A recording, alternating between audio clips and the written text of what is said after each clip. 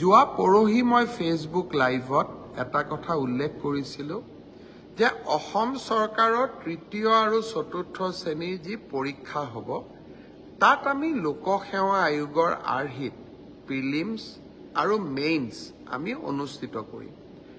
দুই এজন ব্যক্তিয়ে মোক জনাইছে যে পৰীক্ষাত নতুন নিয়ম এই বছৰ কৰিব নালাগে, কাৰণ আৰু যিহেতু 2 মাহ আছে গতিকে আমি পুৰণা বা আগৰবাৰৰ দৰে পৰীক্ষা পতাটো উচিত হ'ব।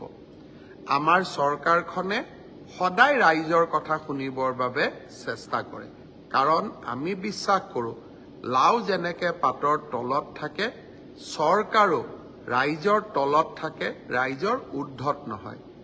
যিসকলে মোক এই পৰামৰ্শটো দিছিল দুই এজনে অলপ গালিগালাজো কৰিছে আৰু কিছুমানে ভালকৈ পৰামৰ্শটো দিছে। গালিগালাজ কৰা সকলকো মোৰ মৰম জনাইছোঁ আৰু ভালকৈ কোৱা সকলকো মোৰ সন্মান জনাইছোঁ।